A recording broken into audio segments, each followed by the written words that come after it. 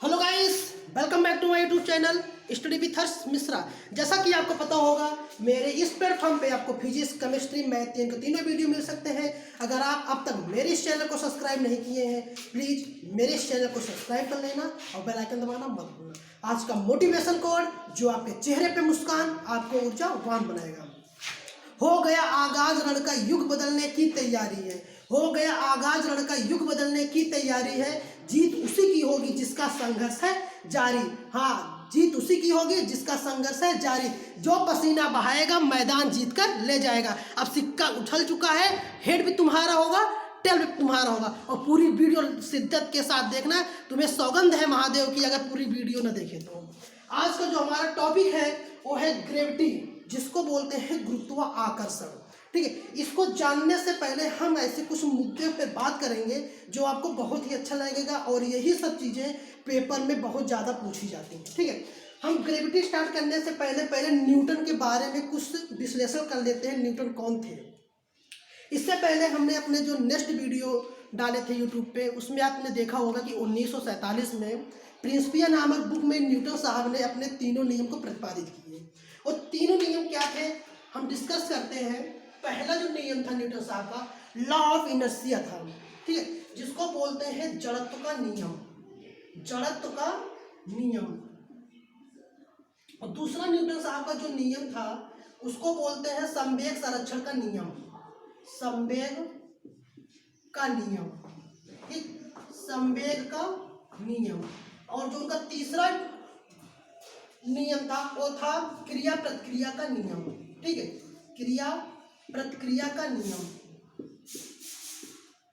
क्रिया प्रतिक्रिया का नियम। न्यूटन साहब ने, एक बार फिर सुनिएगा, न्यूटन साहब ने 1687 ईस्वी में अपने जो प्रिंसिपिया नामक बुक में, प्रिंसिपिया नामक बुक में इन तीनों नियम को प्रतिपादित किया। ठीक है, अब बात आती है first law, second law, third law में न्यूटन साहब ने किन किन अवधारणाओं को टटोला। ठीक है, उन्होंने बताया कि न्यूटन को जो फर्स्ट लॉ था, जड़त्व का जो पहला नियम था, उससे जो है बल की क्या आई थी, बल की परिभाषा आई थी। ठीक है, अब संवेग के नियम से बल की जो है समीकरण आया था। ठीक है, समीकरण आया था। और जो न्यूटन साहब का तीसरा लॉ था क्रिया प्रतिक्रिया का नियम, इसमें जो है दिशा ज्ञात की जाती थी। दिशा मतलब बल की दिशा, मतलब कह सकते हो जड़त्व के नियम से बल की परिभाषा, सेकेंड नियम से बल का समीकरण, और तीसरे नियम से दिशा। ठीक है, ये सब चीजें को न्यूटन साहब ने जब देखा, जब आप बात आई बल की, अब बात जो बल की है, बल भी कई प्रकार के होते हैं। हम अब डिस्कस करेंगे बल की। इतनी बातें अगर आप लोगों को समझ में आ गई होंगी तो बहुत अच्छी बात है, ना समझ में आएंगी तो और ही अच्छी बात है। ठीक है, क्योंकि मैंने 2-3 बार इन चीज़ों को रिपीट कर दिया। अब बात आती है बल क्या होता है। ठीक है, अब बात आती है बल, ठीक है, जिसको बोलते हैं फोर्स। फोर्स आपको सभी को पता होगा, F is equal to M में। ठीक है, F is equal to M में, F is equal to M में। ठीक है, ये बल होता है। अब बल नॉर्मल से आप लोग जानते हैं, जब किसी वस्तु पर आप बल लगाते हो, वो क्या करती है, वस्तु स्थिर अवस्था से गतिमान अवस्था में हो जाती है, या गतिमान अवस्था को स्थिर अवस्था में ले जाती है। या कह सकते हो जब कोई वस्तु जो है तेजी के साथ मूव कर रहा है, आप उसको बल लगा के रोक भी सकते हो। ठीक है, या लो से हाई कर सकते हो, हाई से लो कर सकते हो। ठीक है, अब बात जो बल की है, बल का यसाई मात्रक जो होता है, बल का यसाई मात्रक जो होता है, बल का यसाई मात्रक जो होता है, क्या होता है, न्यूटन। बल का यसाई मात्रक न्यूटन। ठीक है, अब न्यूटन भी होता है और उसका एक मात्रक डाइन भी होता है, लोग पढ़ते हैं डाइन। ठीक है, डाइन और न्यूटन दोनों बल का यसाई मात्रक होता है। ठीक है, अब बात आती है बल। बल दो तरीकों से कार्य करता है, एक होता है स्पर्शीय बल, एक होता है नॉन स्पर्शीय बल। जिसको आप स्पर्श करके जो बल लगाते हो उसको बोलते हैं स्पर्शीय बल। जिसमें आप बल लगा के स्पर्श नहीं करते वो होता है अस्पर्शीय बल। ठीक है, अब जैसे आप लोग कभी कभी सोचे होंगे, जैसे ये हमारे हाथ में जो मार्कर है, अब ये मार्कर ऊपर से हम इसे नीचे की ओर छोड़ देते हैं। अब पृथ्वी के पास कोई हाथ तो है नहीं, ये अपने ये वस्तु को खींच रहा है, इसके अंदर भी कोई बल लगा होगा, ये तो कांटेक्ट बल हो नहीं सकता। अब देखिए क्या होता है, सूर्य चंद्रमा, पृथ्वी, आप लोग तीनों के बारे में जानते होंगे। चंद्रमा क्या करता है? चंद्रमा पृथ्वी के चारों ओर चक्कर लगाता है और अन्य सारे ग्रह भी सूर्य के चारों ओर चक्कर लगाते हैं। ये बल किन कारण से चक्कर लगाता है आपको पता होगा। इन बलों को टटोलने के लिए न्यूटन साहब ने गुरुत्वाकर्षण के बारे में बताया कि ये भाई गुरुत्वाकर्षण बल के कारण ही ऐसी चीजें संभव है। ठीक है, अब हम बात करते हैं जो बल होता है। बल जैसे आपने देखा होगा, स्पर्शीय बल का हम एग्जाम्पल बता देते हैं। स्पर्शीय बल क्या होते हैं? जैसे आप लोग दोनों हाथ अपना ऐसे लीजिए और दोनों हाथ में ऐसे फ्रैक्शन करिए, घर्षण होता है ना। अब ये क्या करता है, जो एक हाथ दूसरे हाथ पे घर्षण करता है, दोनों में एक रुकावट उत्पन्न होती है। ठीक है, ये स्पर्श बल का उदाहरण हो गया। अब जैसे आप लोग नॉर्मल से साइकिल चलाते होंगे, जब साइकिल का टायर सड़क पे चलती है और सड़क भी हमारा डामर उमर्स बना रहता है गिट्टी का, और ट्यूब जो होती है, ट्यूब में भी छोटी छोटी गुटियाँ लगी होती हैं, वो गुटियाँ और सड़क के जो गुटियाँ हैं दोनों में फ्रैक्शन होता है। ये क्या होती है? स्पर्श बल होता है।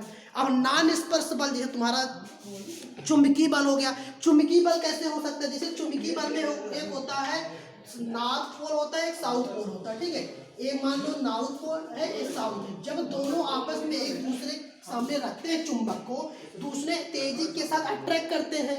अगर साउथ को साउथ से कर दिया जाए तो अट्रैक्ट नहीं होगा, ये दोनों क्या होंगे? एक दूसरे से भागेंगे। या साउथ साउथ से कर दिया जाए ये दोनों आपस में इंटरेक्ट नहीं होंगे, आपस में दोनों भागेंगे। ठीक है, ये बात होगी। अब एक बल आता है जो प्लस और माइनस के साथ लगता है, इसको बोलते हैं वैद्युत स्थिरता बल। अर्थात आप कह सकते हो जो स्पर्श बल होता है वो सिर्फ दो ही होता है, एक घर्षण बल होता है और एक क्या होता है, हमने आपको बताया, उसको बताओ।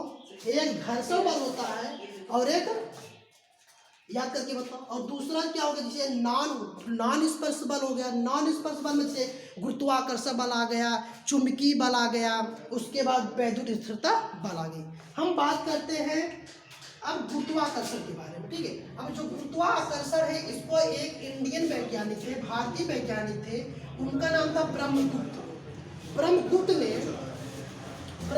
जो गुरुत्वाकर्षण हिंदी है, गुरुत्वाकर्षण को जो हिंदी है, ब्रह्मगुप्त नामक वैज्ञानिक ने दिया।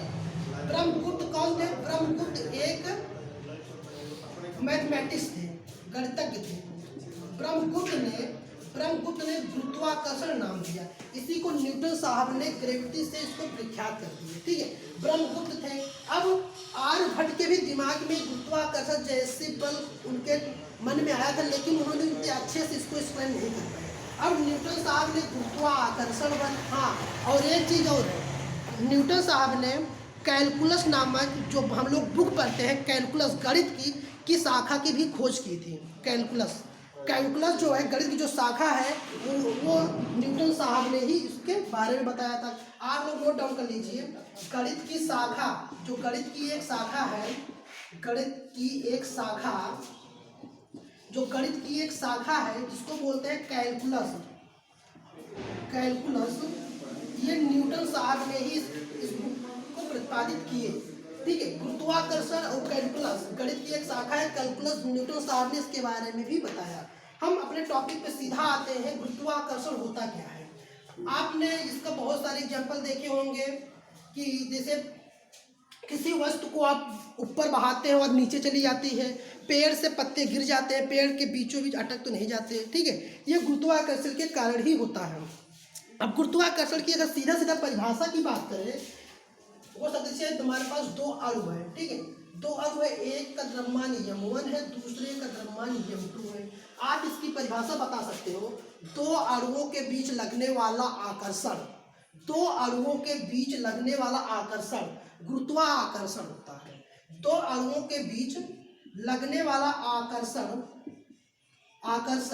क्या होता है? गुरुत्वाकर्षण होता है। इनके बीच में जो बल कार्य करता है, इनके बीच में जो बल कार्य करता है वही गुरुत्वाकर्षण बल होता है। वही क्या होता है? गुरुत्वाकर्षण बल। आप सिंपल भाषा में भी बता सकते हैं, दो अणुओं के बीच लगने वाले आकर्षण को गुरुत्वाकर्षण कहते हैं, अर्थात दो अणुओं के बीच लगने वाले गुरुत्वाकर्षण बल को गुरुत्वाकर्षण बल कहते हैं। ठीक है, इसका फार्मूला होता है F = G m1 m2 / r²। आज हम अपना टॉपिक यहीं तक रखते हैं, क्योंकि कहा जाता है कि बूंद बूंद से घड़ा भरता है। आज हमने जितने भी चीज़ों को बारे में एक्सप्लेन किया कि न्यूटन साहब ने गणित के अवधारणाओं को दिया जिसको कैलकुलस बोले। 1687 में प्रिंसिपिया नामक बुक में बल की परिभाषा, बल का समीकरण, उसके दिशा के बारे में मैंने बताया, और गुरुत्वाकर्षण बल की परिभाषा क्या होती है इसके बारे में बताया। अगर आपको मेरा ये वीडियो अच्छा लगा हुआ हो, सब्सक्राइब, शेयर और कमेंट करना मत भूलिए, क्योंकि कमेंट करने से हमारा मोटिवेट जो होता है, हम उत्साहित होकर अगला वीडियो भी डाल सकते हैं। तब तक के लिए धन्यवाद। फिर मिलते हैं अपने नेक्स्ट टॉपिक को, इसी F = capital G m1 m2/r² को आगे बढ़ाते हुए चर्चा करेंगे। धन्यवाद।